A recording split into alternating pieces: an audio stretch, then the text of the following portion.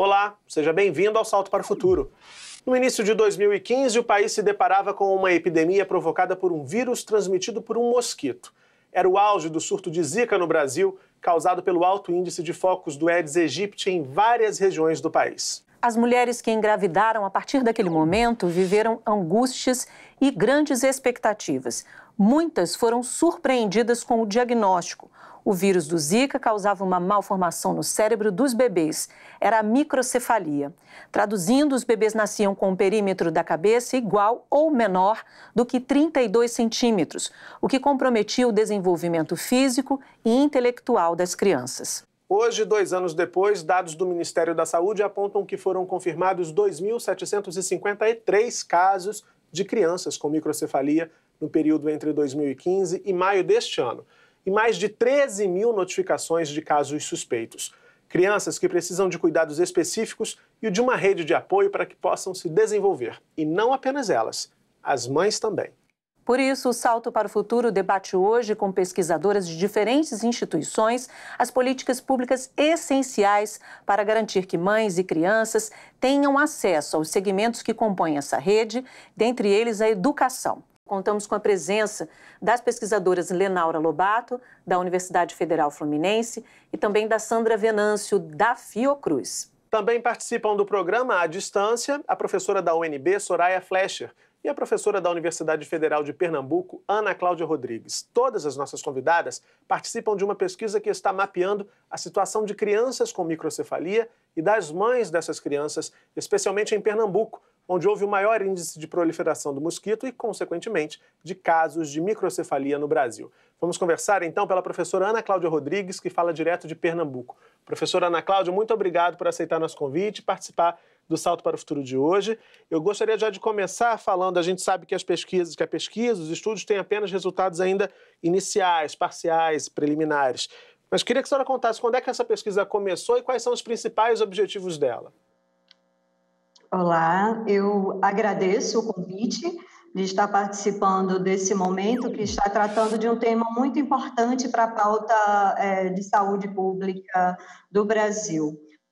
Essa pesquisa ela se inicia no final de 2015, é uma pesquisa que é patrocinada pelas instituições de pesquisas como CNPq e CAPES, e ela tem como foco principal pesquisar ou estudar os cuidados em torno das crianças com microcefalia. É uma pesquisa que ela está pautada em 2 eixos. Um eixo que trata do cuidados referentes às mães e às cuidadoras das crianças com microcefalia. Nesse eixo da pesquisa, a gente acompanha as mulheres no seu cotidiano, porque a gente quer saber como elas lidam com essa nova situação em suas vidas. E o segundo eixo é um eixo que trata sobre as políticas públicas de saúde para a síndrome congênita do Zika vírus. Então, a gente mapeia também todas as ações do Estado e de instituições privadas também que prestam algum tipo de serviço para essas crianças. Agora, professora Ana Cláudia, a senhora disse aí, né, tem um olhar para essas mães e como elas estão lidando, né, com essa nova situação em que elas estão vivenciando. Qual é o perfil dessas mães? Quem são essas mães? Será que a gente já pode ter aí um cenário aí apontado aí, né, a maioria das mulheres faz o quê? Trabalha com o quê? Quem seriam essas mulheres? Bom, como foi reforçado, nossos dados eles ainda são bem preliminares, porque nossa pesquisa ela dura 3 anos, então nós estamos bem no início ainda. Mas já há alguns dados que são compartilhados por outras pesquisas também, que traçam um pouco o perfil dessas mulheres. Né? Então, essas mulheres elas são mulheres jovens, né? Em grande parte de periferias, né, que é onde tem maior foco de pessoas infectadas com o Zika vírus e um maior número de crianças também nascendo com microcefalia. Né? Essas mulheres, em sua maioria, têm uma escolaridade baixa, né? E estão dentro de uma faixa etária mesmo que ocupam um espaço de trabalho com trabalhos que a gente pode dizer trabalhos mal remunerados, né? Nesse sentido. Então, é um perfil mesmo de pessoas de periferias, né, que a gente poderia dizer pobres, né? Em uma grande parcela dessas mulheres são negras, né? A gente também já pode afirmar isso, né? E estão numa faixa etária que a gente pode considerar assim, são mulheres jovens, né? E daí a gente já pode pensar um pouco o impacto na vida dessas mulheres, porque a gente está falando de um perfil de mulheres que deveriam estar inseridas no mercado de trabalho, né, para a gente pensar um pouco os impactos nesse sentido na vida delas. Mas seria mais ou menos esse perfil. Professora, a gente já está encaminhando para o fim dessa conversa aqui pela internet, mas eu queria saber, é importante a gente definir, entender esse perfil, essa conjuntura dessas mães que são muito afetadas por todas essas dificuldades trazidas, enfim, por essa situação, né, que a pesquisa está avaliando, mas eu queria saber se há algum dado também sobre os pais, porque os homens também têm responsabilidade sobre essas crianças que nasceram. O que a pesquisa já conseguiu, pelo menos, sinalizar nesse sentido? A gente está trabalhando com um conceito que a gente está chamando de peso social da Zika. E a gente já pode afirmar que esse peso social ele tem recaído sobre as mulheres, né? Os homens eles estão muito distantes desse processo. Alguns dados a gente já pode apresentar que os homens, no geral, eles abandonam essas mulheres quando sabem que as crianças nascerão com microcefalias, né? Os homens que ficam com as mulheres, assim, o cuidado ainda continua sendo das mulheres, então, assim, o impacto na vida dos homens, ele ocorre, mas ele é bem menor do que na vida das mulheres, né? Porque são elas mesmas que vão carregar esse peso social de um cuidado com uma criança com necessidade especial, que, no geral, não se sabe ainda muito bem quais serão as reais consequências da síndrome congênita do Zika vírus nessas crianças. Professora Ana Cláudia, a gente agradece muito a sua participação aqui, abrindo essa discussão que a gente vai continuar aqui. E até uma próxima oportunidade para falarmos ainda mais dessa pesquisa. Conta com a gente para ir apontar aí outros resultados que essa pesquisa possa ir apresentar. Muito obrigada. Obrigado, professora. Obrigada. Então, e aqui no estúdio temos, né, outras duas pesquisadoras da mesma pesquisa, né? Como é que, só para que o nosso público possa entender, é uma parceria, né, entre várias universidades que estão aí pesquisando, e o que fica talvez uma curiosidade há um campo de pesquisa que é em Pernambuco, e vocês são de instituições que estão baseadas aqui, não que não possam pesquisar outros lugares, mas estão baseadas no Rio, né? Queria que vocês falassem um pouquinho sobre essa troca, professora Sandra. Que é da Fiocruz, né? Da Escola de Saúde Pública da Fiocruz, né? A Fiocruz, quando o surto, né, a epidemia da Zika se instalou, se articulou numa que a gente chama da Zika Alliance, numa grande frente de vários pesquisadores, né, numa rede, para a gente trabalhar a questão da epidemia da Zika, focando mais nos aspectos das ciências sociais, tentar entender o comportamento dessas mulheres, o que a epidemia colocou, não só no tratamento das crianças, mas, como disse a Ana Cláudia muito bem, na vida dessas mulheres, na vida reprodutiva dessas mulheres, porque isso tem um impacto, né? Não só no comportamento dessas mulheres com os filhos que elas já tiveram, mas até das mulheres em geral na sociedade, com os filhos que elas queriam ter. Tem uma mídia também que coloca várias questões aí e que também não tem muitas informações. Tem a ciência que ainda não sabe muito bem, está lidando com um fenômeno novo. Então, é nesse contexto que surge a nossa rede na Fiocruz. E aí a gente se articulou com o pessoal da Universidade de Pernambuco para poder fazer uma pesquisa em conjunto. Eles farão um campo lá em Pernambuco. A gente está começando aqui no Rio de Janeiro, né? em conjunto lá com a UF, um trabalho para a gente tentar mapear essas situações no Rio de Janeiro. A gente tem também à distância outra pesquisadora que também faz parte desse estudo, é a professora Soraya Flecher, da Universidade de Brasília. Olá, Soraya, tudo bem? Você nos ouve? Olá, sim, eu ouço bem. Então, a gente Oi, Sandra. Tudo bem, Soraya? A gente falava aqui dessa parceria, né? Você da Universidade de Brasília, que também está um pouquinho distante desse campo de pesquisa que é Pernambuco, mas nós conversamos um pouco antes, né, para fazer esse programa, e você me falava da sua atuação, que você vai a cada 3 meses ao campo lá, que é Pernambuco, Recife mais fortemente, para observar, fazer observação dessas mulheres e como vivem essas mulheres e, consequentemente, essas crianças. O que você já tem observado? O que você já tem como prévia dessa observação, Soraya? Bom, boa tarde, pessoal. A gente aqui na Universidade de Brasília, né, a nossa equipe, que é composta pela professora Rosa Maria Carneiro e com algumas alunas de graduação, da última vez que nós fomos ao Recife, em abril, eu conheci a Sandra, ela conheceu também algumas das nossas alunas. Então, uma correção. A gente vai a cada semestre, a gente não vai a cada 3 meses. Sim, né? sim, eu anotei errado, mil desculpas. Tudo bem. E a ideia é que a gente passa, geralmente, uma quinzena no Recife. E por que Recife? Porque Brasília, onde a gente está, aqui no Centro-Oeste, não houve uma grande incidência, né, da Zika.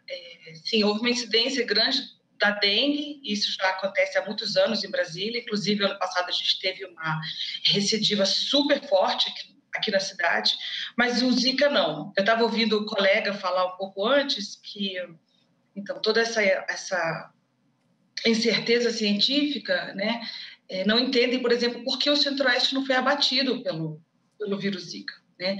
Uma das ideias que se tem, ainda precisa ser provada, é de que aqui no Centro-Oeste a febre amarela, por exemplo, ela é endêmica. Então, a gente que é daqui, a gente toma essa vacina da febre amarela desde criança, né? A cada 10 anos a gente reforça a dose. Essa é uma das hipóteses, né? Que essa vacinação que a gente já faz no Centro-Oeste tenha nos protegido do vírus Zika, mas isso ainda está nebuloso, né? Então, a gente vai a cada semestre. E a ideia é que a gente acompanhe as mesmas mulheres, né, nesse tempo. Então, a ideia é que a gente fique mais ou menos 3 a 4 anos em campo e que a gente vai vendo essas mulheres repetidamente, né? A gente amplia um pouco, a cada vez a gente conhece uma ou outra, porque elas vão nos indicando outras pessoas, amigas, parentes, vizinhas e tudo. A gente não deixa de conversar com elas, mas é um grupo de mais ou menos uma dúzia, mais ou menos, de mulheres que tiveram os bebês ali em 2015, 2016. Soraya, o que mais te surpreendeu nesse início, logo no início dessa ida ao campo, dessa ida à cidade de Recife e desse contato com essas mães de crianças com microcefalia? Bom, acho que tem 2 coisas que me surpreendem muito, né, nesse contato. Quando a gente faz antropologia assim, de campo, a gente tem uma relação bem próxima com as pessoas, a gente vai para a casa delas, a gente aceita todos os convites que elas nos dirigem, então a gente vai para culto, a gente vai para almoço de família, a gente vai para centro de saúde. A última vez, uma delas me convidou para ajudar na mudança dela, que ela estava mudando de uma casa para outra, fomos ajudar na mudança. Então, a antropologia acontece meio assim, né? É uma metodologia bem hands-on, digamos assim. E 2 coisas me chamaram muita atenção, né? Como a síndrome, ela produz uma série de acometimentos para essas crianças. Dessas 2 vezes que a gente viu como em outubro do ano passado, depois agora em abril desse ano, um conjunto de sintomas e de complicações muito semelhantes, né? Então, ano passado, por exemplo, elas estavam enfrentando muita convulsão, né? Esse ano, por exemplo, quando a gente foi em abril, elas já estavam todas com muita dificuldade de deglutição. E aí elas estavam todas começando com sonda, as crianças estavam, né, recebendo sonda e tal. Agora eu já estou tendo notícias de que tem algumas crianças que estão falecendo, que não estão suportando tanto de complicações que a síndrome reúne.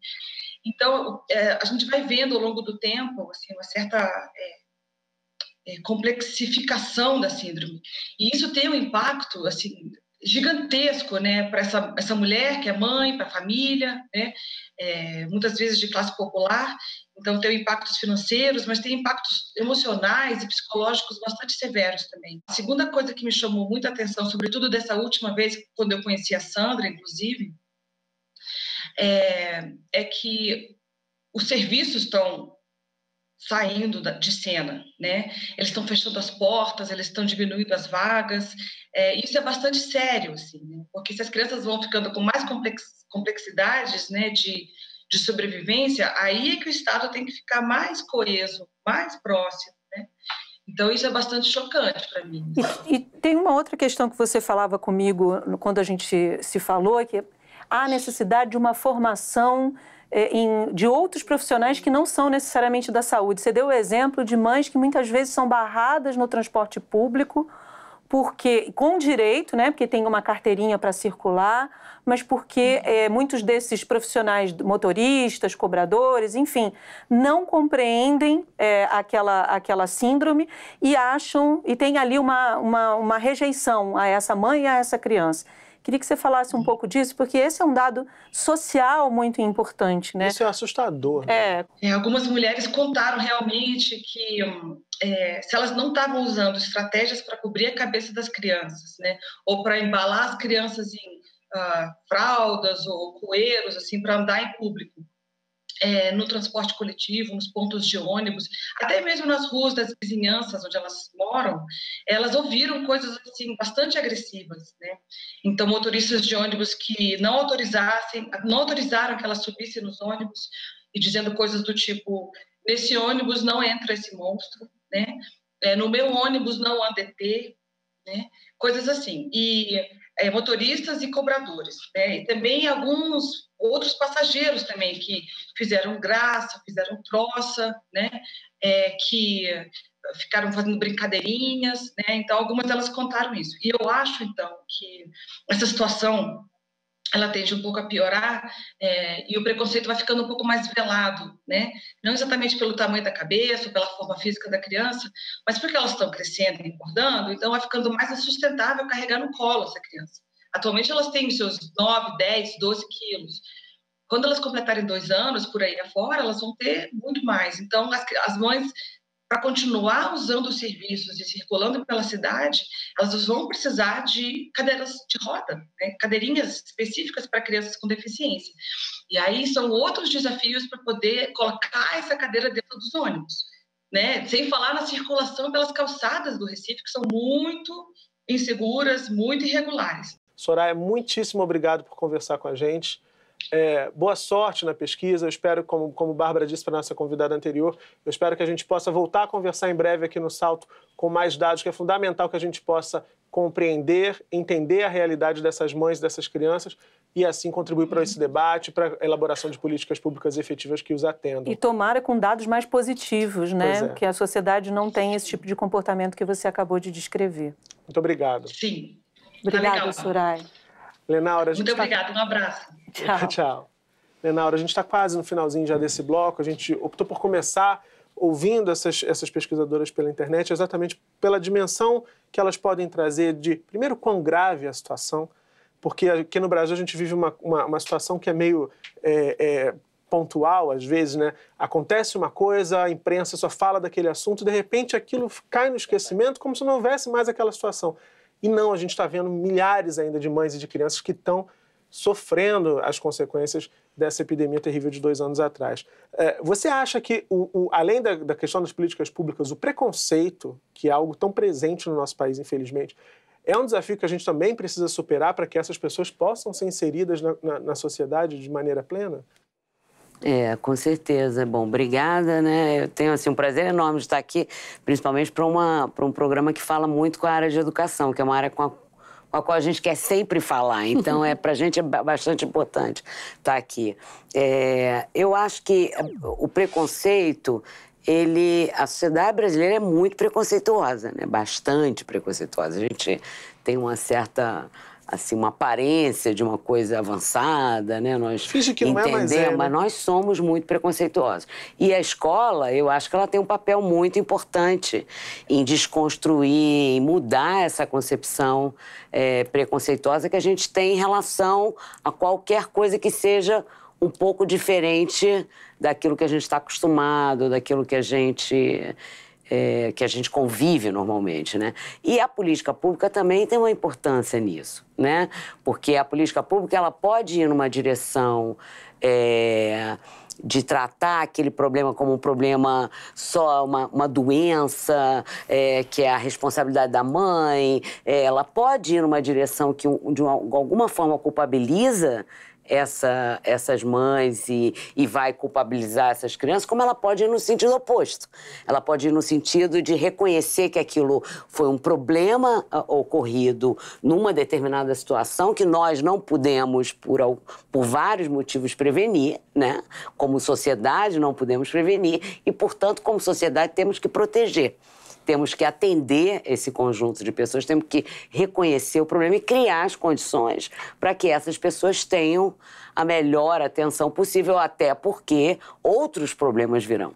Não vai ser a Zika, vai ser outra coisa qualquer. Existe hoje uma situação de globalização de problemas e de doenças bastante intensa, né? Então, a gente vai ter que conviver com isso e quanto mais a gente conseguir se solidarizar com os problemas que nós lidamos, melhor, né? Melhor a gente vai poder... Até porque está lá no Estatuto da Criança e do Adolescente. É dever de toda a sociedade proteger e cuidar das crianças. Então, quando um representante de um transporte público se nega, ele tá infringindo aí o que está no Estatuto, né? Sandra, a gente conversava aqui sobre a questão da mudança também de percepção sobre a situação dessas crianças e sobre a própria epidemia, a questão da epidemia.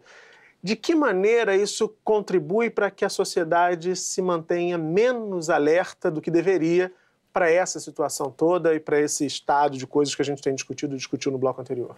Eu acho que isso contribui muito, né? Aparentemente, quando você retira, por exemplo, o Estado brasileiro retira a questão da emergência da epidemia da Zika, dá para a sociedade brasileira uma noção de que o pior já passou, né? As crianças foram contaminadas, foram aquelas crianças que sofreram as consequências da epidemia, mas que o pior já passou e agora a vida que segue. Só que nós também não sabemos muito bem ainda, teremos outro surto? Quando será? Nós não temos informações ainda científicas, muito, do que esperar de desdobramentos, né? As pesquisas, como bem se mostrou, Ana Cláudia, e mostrou a própria Soraya, as pesquisas estão começando. Então, há muita controvérsia científica ainda, muito a se desenvolver nas pesquisas para explicar determinados aspectos dessa epidemia que ainda são incógnitas. Então, eu digo para você que a gente não pode tirar esse tema da agenda. Esse tema da agenda, como o tema das arboviroses, de uma maneira geral, é um tema que preocupa muito, ainda mais num país tropical como é o Brasil. Acho que a gente tem que estar atento a isso, tem que estar discutindo isso, procurando cada vez mais informações, mais pesquisas nessa área, para que a gente possa responder melhor aos anseios da sociedade e aos problemas, né? E traçar políticas mais efetivas nessa área. A gente disponibilizou para os nossos telespectadores esse tema com uma certa antecedência para que eles pudessem mandar perguntas. A gente recebeu do Visney Divino Silva Alves a seguinte pergunta: qual o processo que desencadeia a microcefalia e como fazer para mitigar as dificuldades de uma criança microencefálica, sabendo que nossa sociedade não tem lá um histórico de lidar com crianças que tenham alguma limitação física ou mental grave. Ele dá um abraço para o pessoal da TV Escola. Obrigada, Visney. O Visney é de Itumbiara, em Goiás. Então, Lenaura, a gente sabe aí, a gente já até falou um pouquinho do processo, né, dessa transmissão do vírus. Agora, eu acho importante falar para as pessoas que nos assistem, assim, dessa rede, né, o mitigar aqui, que ele pergunta, a gente falou um pouco na abertura, a necessidade de construção de uma rede para que essas crianças sejam atendidas e suas mães, consequentemente, né? Vamos começar um pouquinho falando da rede para atendimento da criança. O que é necessário? De que rede a gente está falando? Olha, a rede tem que, e por isso que a gente quer investigar, a gente está investigando isso, porque, na verdade, nós temos uma estrutura, um sistema, vários sistemas, na verdade, que eles são bastante abrangentes do ponto de vista nacional, e principalmente para uma população como a nossa. Nós temos um país de 204 milhões de habitantes e temos sistemas públicos nacionais que, por mais que a gente reclame que eles tenham dificuldades, problemas de qualidade, eles funcionam, né, com problemas, com ineficiência, mas eles funcionam. Então, nós temos um sistema de saúde nacional, nós temos um sistema de assistência nacional, nós temos a educação pública nacional, né, num país de dimensões continentais, como é o Brasil, com uma população de mais de 200 milhões de habitantes, que tem muitos jovens e crianças. Então, nós temos uma estrutura nós temos um desafio enorme cotidiano para tratar disso. Essa rede, supostamente, seria a possibilidade de você juntar essas estruturas de cada setor com foco em quem? Com foco no usuário, com foco no cidadão, vamos dizer assim, né? Neste caso, tratando dos problemas, das necessidades desses cidadãos, né? Não pensando individualmente, pensando coletivamente, a partir de problemas, a partir de necessidades. A microcefalia é uma dessas necessidades. Então, o que ela gera? Ela gera uma deficiência grave nas crianças, gera, por consequência, uma demanda nas famílias, e não são só as mulheres, as mães são sobrecarregadas, como as colegas falaram, mas esse é um problema, em geral, que ataca o conjunto da família. Então, quando o pai foge, vamos dizer assim, né? Esse não é só um problema do pai que está fugindo, é um pai que está fugindo. Então, isso com certeza gera problemas para os outros filhos, para o conjunto da família, para a rede que apoia essas crianças. Então, tem a avó, tem o avô, né? As famílias hoje são famílias diferenciadas, elas não são mais necessariamente pai, mãe, filho. Então, você tem... múltiplos arranjos, né? Múltiplos arranjos. Então, isso tem a comunidade, tem a localidade, né? Isso impacta na vida comunitária. Então, essa rede do Estado, fora tem a rede das comunidades que apoiam, mas o Estado tem que ser capaz de se juntar às políticas para atender a necessidade dessas pessoas. Qual é, por exemplo, o papel da educação, né, nessa situação?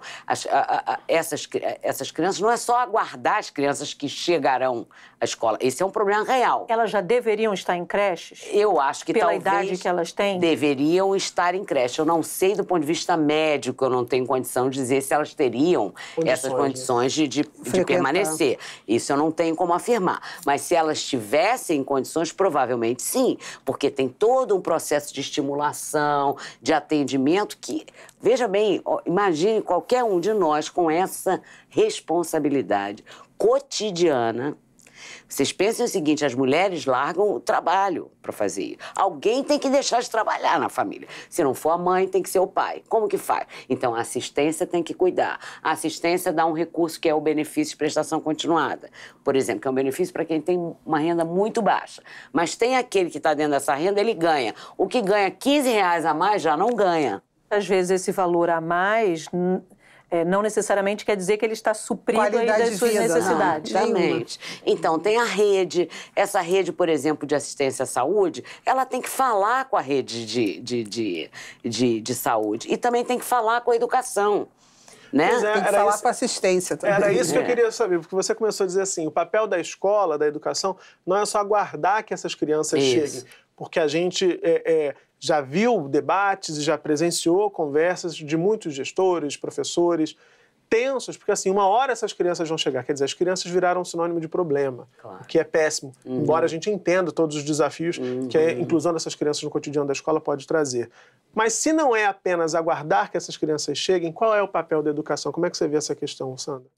Olha, a educação tem que se preparar para isso, né? Muito se tem dito que é necessário que você capacite esses profissionais. E aí, não é uma capacitação apenas para microcefalia, que era uma questão que a gente discutia lá fora, eu e Lenaura. Quer dizer assim, você tem hoje toda uma legislação para criança portadora de deficiência, né? Em que a gente vê que a educação ainda não consegue, a educação inclusiva, como a gente bem diz, encontra muitas dificuldades, muitas resistências, né? As escolas não têm capacidade técnica, muitas vezes, de atender, não tem material, né? Não tem recursos visuais, porque são crianças que o visual é um fator importante, então não tem material adequado para a sua aprendizagem. Quer dizer assim, eu acho que a educação, não só para a questão da Zika, mas para atender as crianças portadoras de deficiência, né? E isso é um efeito que eu acho que a Zika traz para dentro pelo volume de crianças, né? Você imagina o estado de Pernambuco, por exemplo, daqui a alguns anos, recebendo aos 6, 7 anos, centenas de crianças com microcefalia proveniente da Zika na rede ao mesmo tempo, né? Isso coloca realmente um desafio, mas a escola já vive esse desafio no seu cotidiano, com menor intensidade, mas ela já vive, né? Nós temos outras crianças portadoras de deficiência. Então, eu acho que à medida em que a escola fosse preparando, e eu acho que tem que ter muito investimento na qualificação do profissional da área da educação, né? E também no trabalho mais, eu acho que interdisciplinar. Eu acho que a educação pode se beneficiar de uma rede de trabalho com fisioterapeutas, com TOs, com outros profissionais, com assistentes sociais, com psicólogos, dentro da escola. E aí, Lenaura, é curioso porque também a gente muitas vezes ouve assim, mas a escola não está preparada para receber essa criança. Como se isso fosse o fim de uma questão, o fim de uma história. Embora, sim, como a sociedade também não estava preparada para a epidemia, tanto que aconteceu o que aconteceu, essa escola precisa se preparar à medida em que vai incluindo essas crianças, né? A gente não pode aguardar um momento que a escola esteja preparada para receber toda a diversidade que acompanha a nossa sociedade, porque esse momento não vai chegar certamente, não é? Então tem uma questão também que eu queria complementar, porque a professora Soraya disse, olha, há episódios a cada vez que eu vou ao campo. Essa preparação que o Murilo fala, talvez seja maior, eu não tô aqui hierarquizando pessoas com deficiência, não, mas talvez seja maior com essas crianças pelo fato do Zika ter sido mais agressivo nesses corpos, vamos dizer assim. São crianças que precisam de mais estimulação, o próprio Unicef distribui, né, um kitzinho com um tapetinho para que as mães possam fazer em casa. Enfim, essa estimulação seria maior do que em crianças com microcefalia que não foi originada pelo Zika? Há isso aí apontado nessa história? Não tem, né, definição clara sobre isso, né? Nem eu sou especialista nisso, nem Sandra. Mas o que eu posso dizer é que nós temos que responder a esse problema.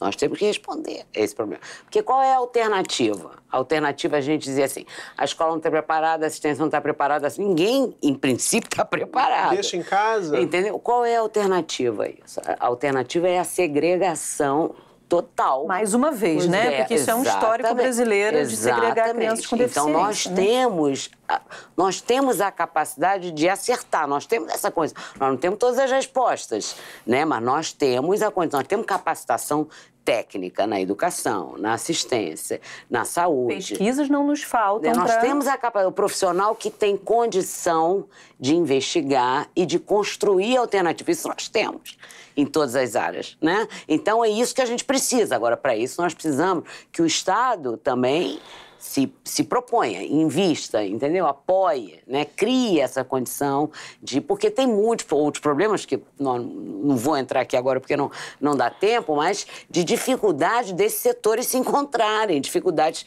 de estrutura financeira, dificuldade de transferência de recursos, né? Então, isso... políticas. Né? Exato, também políticas. Mas eu estou falando só daquelas passíveis... de solução no campo técnico, entendeu? Mas a escola é um ponto lá na frente, quer dizer assim, hoje as crianças se beneficiam muito de estimulação precoce. Quer dizer assim, hoje o que tem se dito muito no campo da Zika e da microcefalia é a necessidade de você estimular bastante essas crianças. Então, não é lá na escola. E as crianças têm encontrado muita dificuldade de ir a centros de reabilitação. Os estados não têm. Você imagina que você vai para um estado, os poucos recursos que tem nessa área, eles se localizam na capital. Então, as mães que estão mais na periferia, no interior, elas sofrem muito para poder andar para conseguir um atendimento. E às vezes você leva quase que 3, 4, 5 horas para se locomover Ou e às vezes dias. você leva... Ou dias. E você chega lá em um atendimento de 10 minutos, uma estimulação que deveria ser feita não sei quantas vezes por semana, porque você tem poucos centros fazendo, a criança às vezes ela tem 10, 15 atendimentos, 15 minutos, numa vez por semana, de 15 em 15 dias. Quais medidas são emergenciais aí no atendimento, na atenção a essas crianças e, consequentemente, às mães delas, nesse momento que a gente está vivendo atualmente? Olha, eu acho que a medida principal deveria ser as prefeituras deveriam, com o apoio do governo estadual, com o apoio do governo federal, focar no atendimento a essas crianças. Isso é possível. Quais são as necessidades dessas crianças em saúde, em assistência, em educação, essas áreas se reunirem. Isso é totalmente possível, não é porque seja fácil, mas é possível, se reunirem e fazerem um programa, isso está previsto de alguma forma, de acompanhamento constante em relação às necessidades de saúde, em relação às necessidades de assistência, em relação ao que possa vir a ser as necessidades educacionais, que elas não estão claras ainda, estão menos claras do que as de assistência e as de saúde. Então, a relação à necessidade da criança, que é principalmente na área de saúde e provavelmente de educação em breve, e de assistência em relação à família. Porque essas situações, elas são absolutamente cruéis. Então, não vai resolver se a prefeitura puser só o ônibus. Não vai adiantar.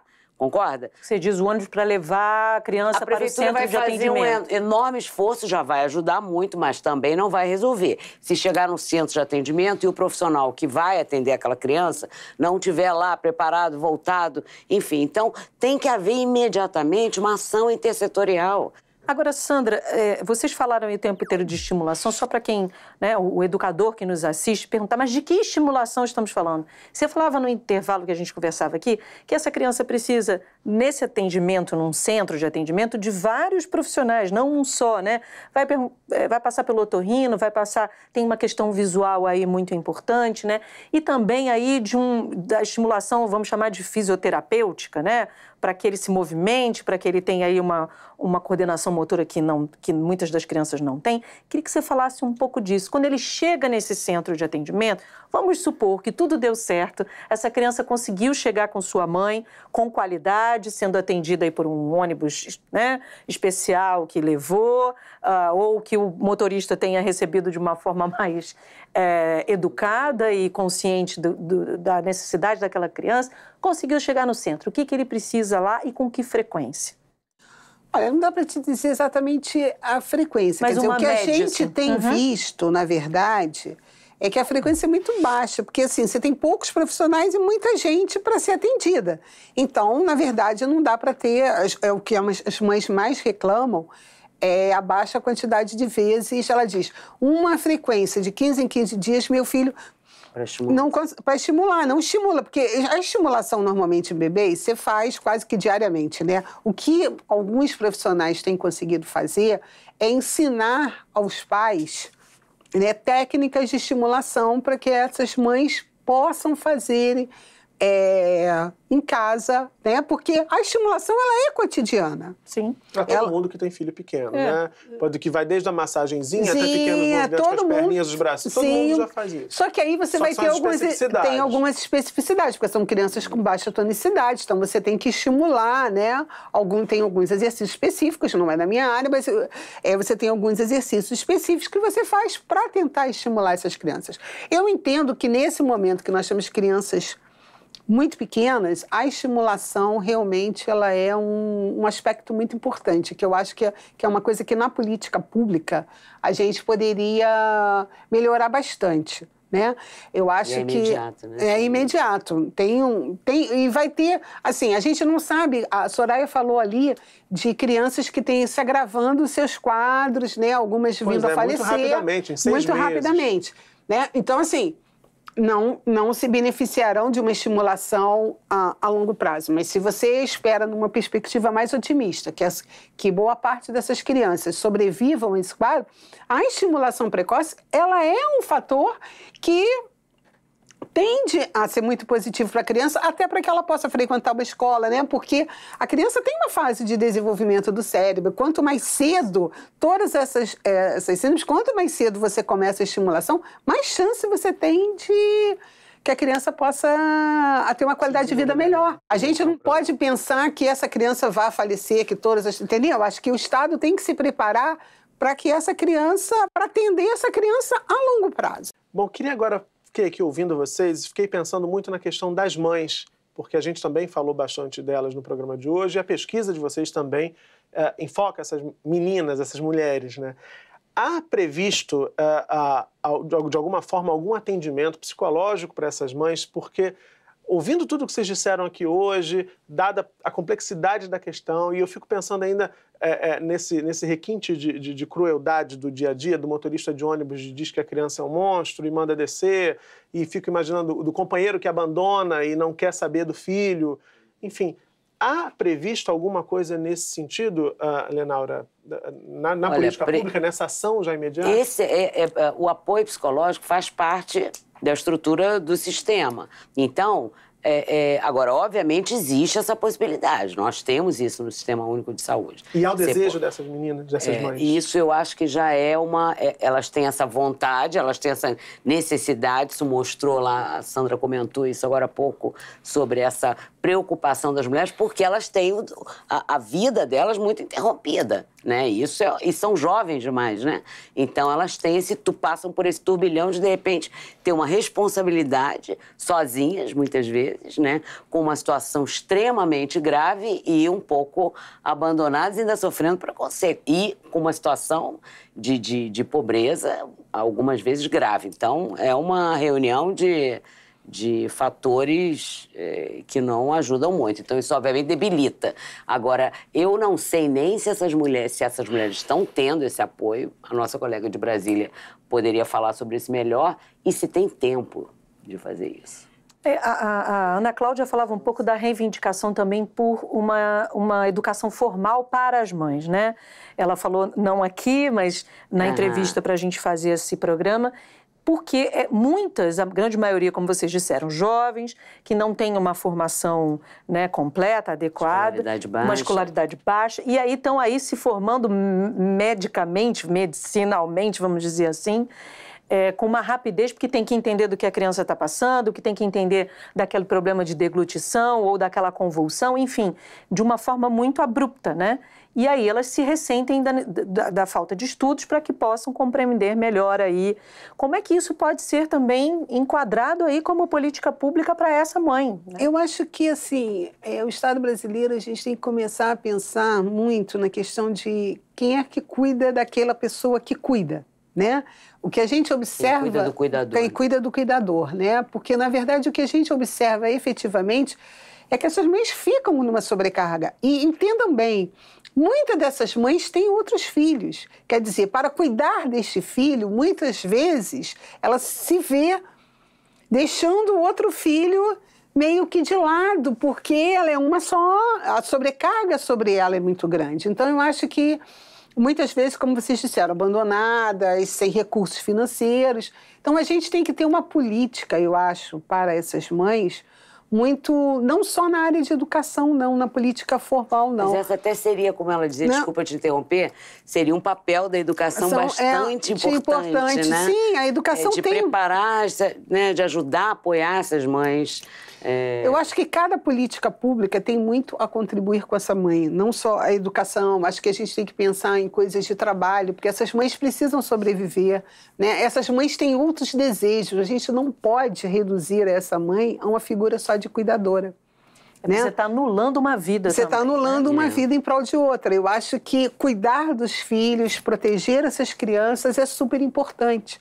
Mas a sociedade brasileira, os pais, a família de uma maneira geral, tem que ter uma atuação mais específica para não sobrecarregar. Nós estamos falando de mulheres jovens. Para proteger né? Que estão começando. Quer dizer assim, além de você ter muitas crianças nessa situação, você tem muitas mulheres jovens aprisionadas nessa situação. A gente está quase no finalzinho do programa, tem um tempo ainda aqui, o diretor está me informando, mas você também dizia durante o intervalo, Sandra, que essas mães estão se organizando lá no Recife e elas criaram uma associação. Queria que você contasse um pouquinho essa história para a gente e se essa associação já tem tido vitórias aí nessa causa. Sim, nós tivemos lá em Recife com a Germana, que é da Associação de Mães de Anjo, é assim, né? Que eles falaram, elas começaram a se organizar por WhatsApp, por semelhança. Né? Identificavam nos corredores dos hospitais, você tem o mesmo problema que eu, talvez a gente consiga se ajudar, quer dizer assim, a própria rede telefônica, né, e a internet aí ajudando nessa organização. E depois elas viram que elas conseguiam se organizar para lutar por melhorias. Então, acho que elas estão se organizando, elas têm força, são jovens, estão batalhando. Além das redes públicas, de política pública, tem as redes sociais. Né? São fundamentais nesse momento. Só para registrar as perguntas que recebemos, né, Murilo? A Cícera Jeane Souza disse o seguinte: o meio educacional precisará implantar novas metodologias e novo treinamento profissional pedagógico para lidar com essa nova realidade, que é a microcefalia. Vocês já apontaram que sim, né? Óbvio, né? E também a Mari Madeira de Lima diz o seguinte: a educação inclusiva no país é algo constrangedor e surreal. Imaginamos como será de grande valia uma adaptação curricular para os pedagogos neste campo. Deveria existir uma capacitação para todo o país. A Mari é de Sobral, no Ceará.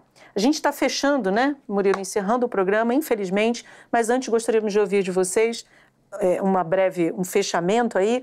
Qual é o salto para o futuro em relação a essa situação das crianças com microcefalia e também das políticas voltadas para as mães, que a gente também não pode esquecer, como ficou bem claro aqui, Lenaura?